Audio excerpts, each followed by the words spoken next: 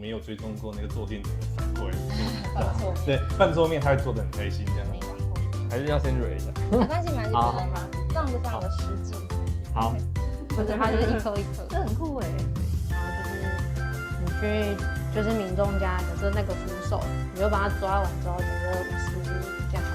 比如说你就跟他说，大概这个位置，那你就可以帮他粘头跟尾，然后粘上去，这里就大概是他装扶手的位置。好，那今天很开心来到台南市的辅具资源中心。然后很荣幸访问到我们这边的主任张主任，大家好。你本身也是职能治疗师，对不对？对，我是职能治疗师。好，那请主任跟我们简单介绍一下中心的服务内容。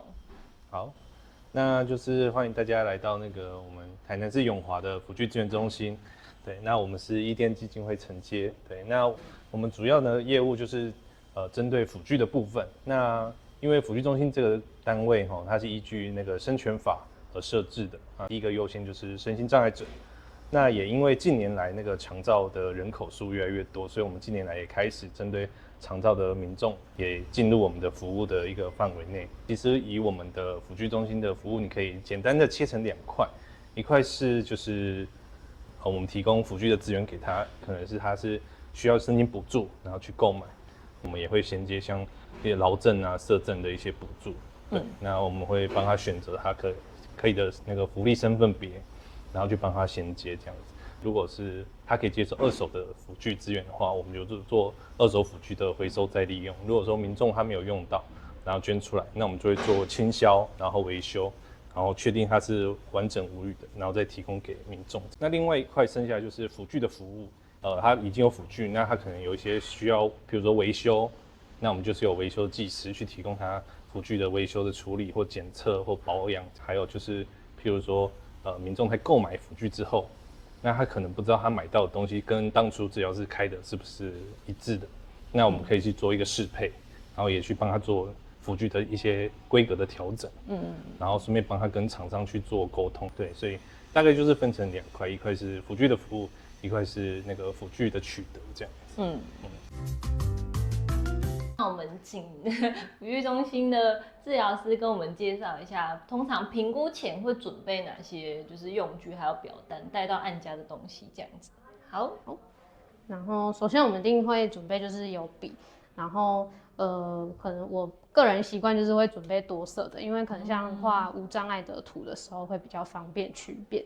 然后再来是补助基准表，那因为现行办法，所以我们的基准表里面会有身障，也会有长照的那个补助基准表的内容都会在里面。对，然后再来就是手套，手套是必备的，就是我们要做一些身体上的评估的时候就会需要手套。那尺的部分，我自己个人习惯是会有5米跟3米的，3米比较是适用在像评估生活辅具的部分。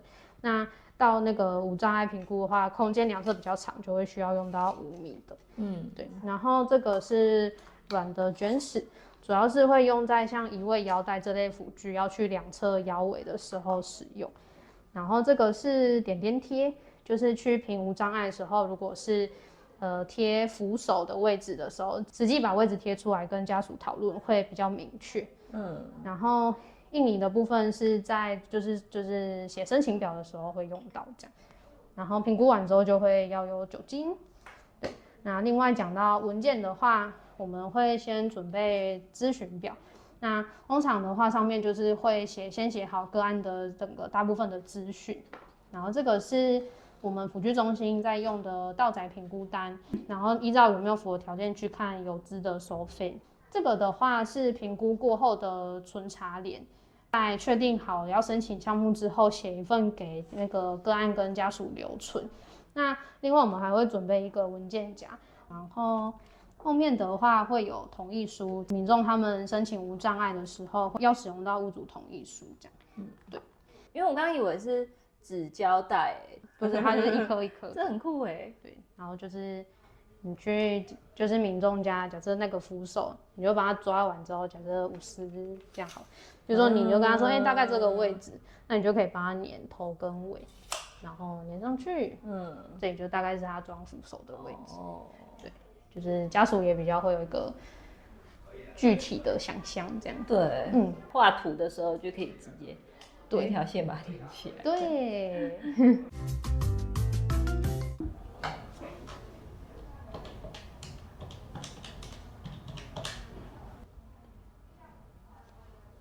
喂，你好，请问是林洁蓉小姐吗？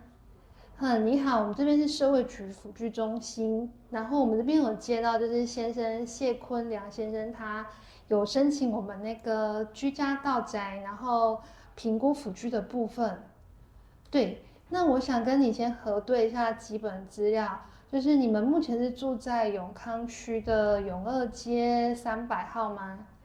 了解。好，那我这边想要请问一下，就是你们是想要申请那个电动照顾床还有轮椅吗？好，没问题。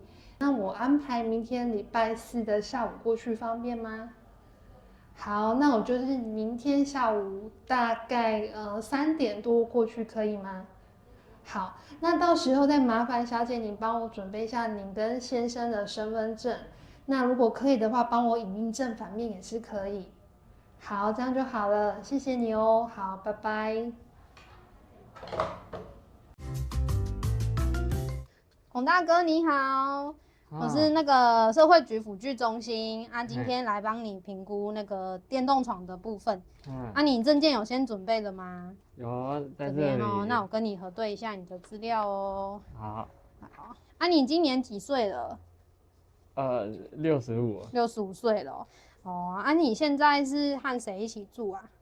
我和太太一起住。哦，和太太一起。啊，你是中风大概几年了啊？大概是60岁的时候。60岁的时候中风到现在，所以你主要是影响到你左边的动作啦吼。都没办法动。那你现在吃饭可以自己吃吗？右手可以稍微自己吃。哦，右手可以稍微自己吃。啊，如果你要起身的话，要太太帮忙吗？稍微扶一下，但是自己也可以。自己还是可以慢慢来啦吼。好啊，那我稍微动一下你的手脚，看一下你的力气哦吼。哦，张力很强呢。那你这只手可以摸到你的头发吗？好，按你的肩膀。好，那你帮我盯在这个动作，不要被我拉动哦。来，1、2、3。好，稍微力气比较小一点点。脚有办法弯起来吗？啊，一点点哈。啊，你的这只脚可以吗？那脚板可以这样子动吗？一点点。好 ，OK。啊，你放轻松，我稍微动一下哦。啊，你去复健都是搭富康巴士吗？大部分都是。大部分都是。了解。我们问一下你的骨盆哦。好，那你有办法帮我稍微翻过去，我看一下，摸一下你的脊椎的状况。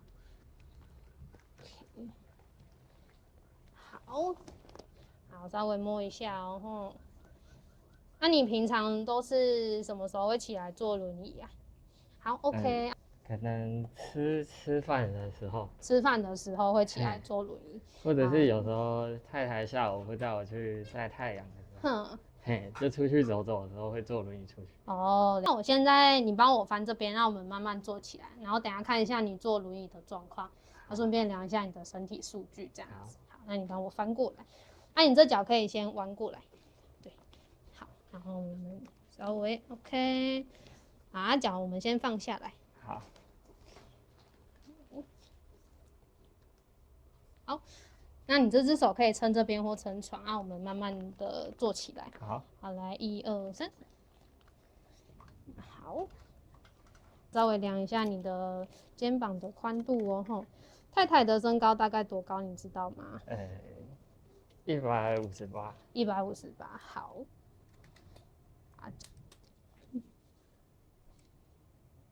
OK， 那你的身高体重大概多少？172公分。172公分，体重呢？大概大概60。好。那等一下我们要看一下你在轮椅上坐的状况。你如果要从床转移到轮椅的时候，就是轮椅要放在你的好侧，就是放在右侧边哦。好，那你现在可以稍微移动过来轮椅这边吗？你试试看。好。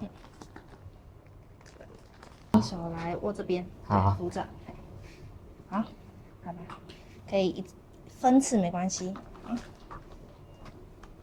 好，然后再一次，对，那你右边刹车，你帮我刹住，好，好，那你帮我先坐正，好，你的屁股有坐到底了吗？有，有，好，那你就是眼睛往前看，然后身体坐正就可以了。对，好，好，首先是先量肩膀的宽度，是37、34，好，36公分。接下来会量你的手臂的长度，好，好，然后会量你的大腿长度哦。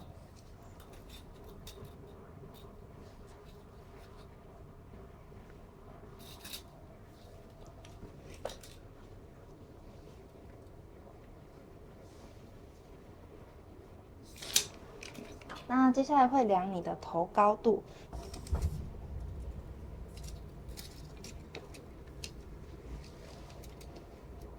，75。好，那我稍微摸一下你的肩胛骨哦。好 ，OK。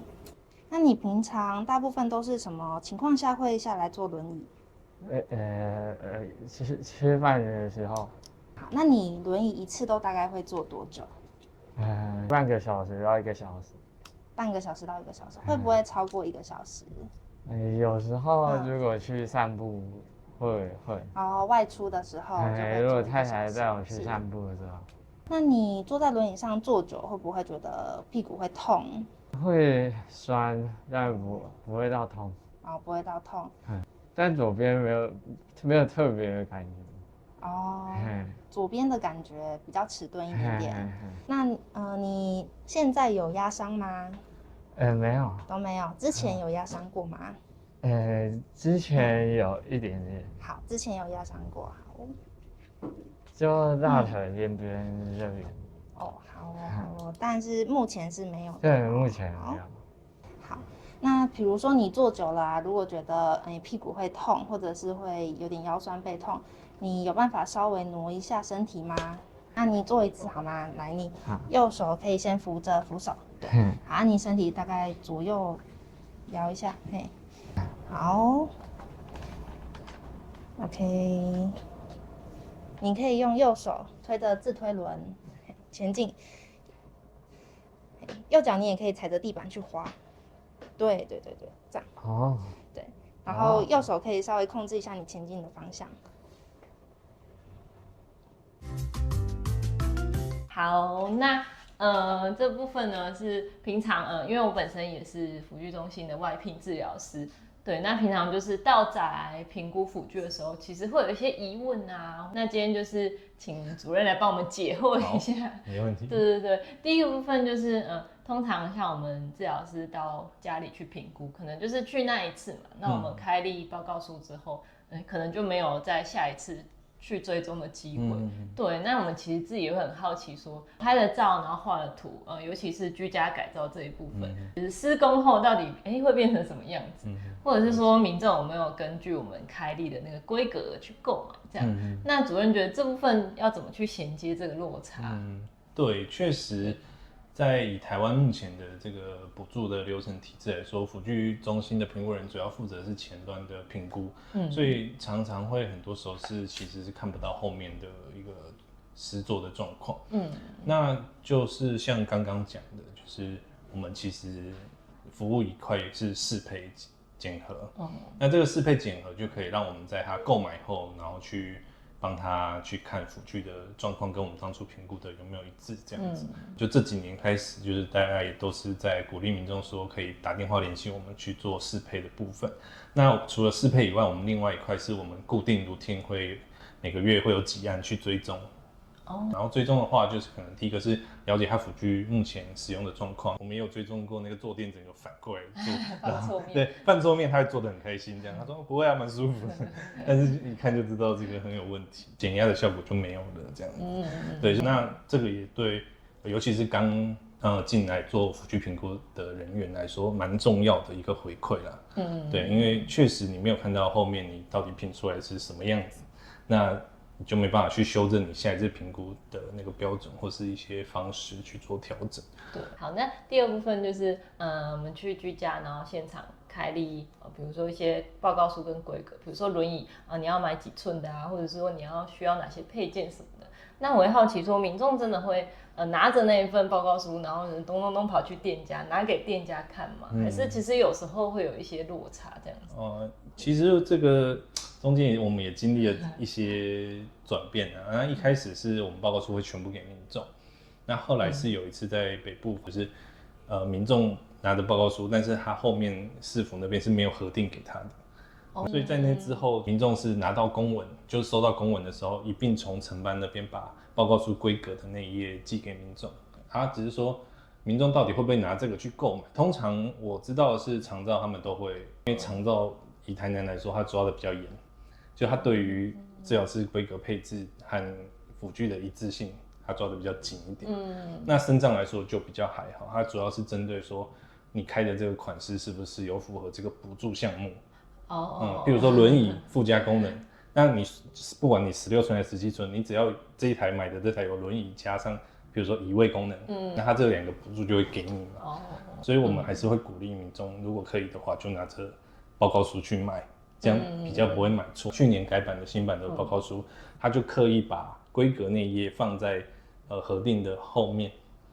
对，所以它的顺序调整了，就是为了让那个市府这边可以直接把最后一页寄给民众。那第3个部分就是，就有时候评估的时候会遇到个案，可能他额度就是不太够，差一点点。比如说他的3年4万，他可能剩下9000块，但是他的轮椅需要1万块额度，那这样子是可以，我们用所谓的少量的超额自付的方式，让他把那9000消掉，那剩下再自费，这个方式是可行的吗？基本上这个我们也跟长照端讨论了蛮多次的。那因为如果他又同时有身障身份，当然是我们会先帮他分流。如果说超额的部分，看能不能从身障申请，对，但也要看他障别有没有符合啦。后来讨论的状况是，只要不要超过太多，他们是可以做超额，然后其他自付的这种方式。因为以现在的补助的方式，尤其是长照，因为它是用金额制，所以3年4万块嘛，所以对一般的民众来说，他们就会觉得这4万块是他的权益，对，他就要请满，请好请满。对。那最后主任有想要特别再补充叮咛我们的，比如说治疗师的部分，或是跟民众有一些说明吗？其实我觉得是，如果是针对新进的评估人员来说，其实很重要就是你要能够熟悉辅具的产品。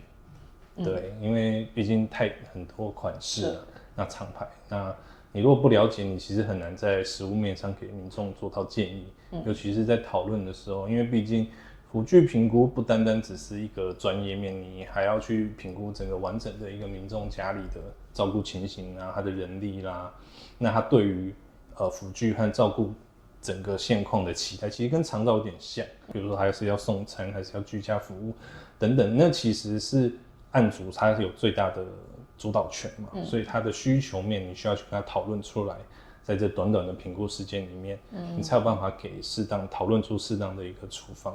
对，才不会有说可能我们开立的东西，那民众去买，买不到，其实没有这个规格，或者是买了之后他就你讲的他想象的不一样，用起来就不是那么恰当，那就变成浪费这个政府补助的美意这样子。对，针对民众的部分有要特别补充吗？我是觉得说，就是大家因为资讯真的很多很细啊，那大家可以先到我们的官网上面去看。辅具跟照顾是一个尤其像在日本，它的额度是共用的。你辅具用越多，理论上你的照顾人力比应该是会需求比较低。它是一个相辅相成的，所以很多时候是取决于在你希望更多的使用人力，还是更多的使用辅具，就是会有抓到一个平衡点。对，所以我是觉得大家可以先想好自己在长辈的照顾或者是身障者的照顾上面，大概你们的期待是什么？那这样有带着一个期待来，我们才能够比较好帮你找到解决问题的方式。这样子，对，好 ，OK， 感谢主任的分享，好，谢谢。那这支影片很适合提供给我们的甲类辅具评估人员让我们的治疗师能够了解到宅评估的流程跟技巧。那另外也希望提供给一般民众，让民众可以知道治疗师到家中评估的一个流程跟细节是怎么样。好，那如果大家有针对辅具评估啊，或者是其他部分有任何问题的，都可以留言在底下跟我们分享。好，那今天影片就到这边喽，拜拜。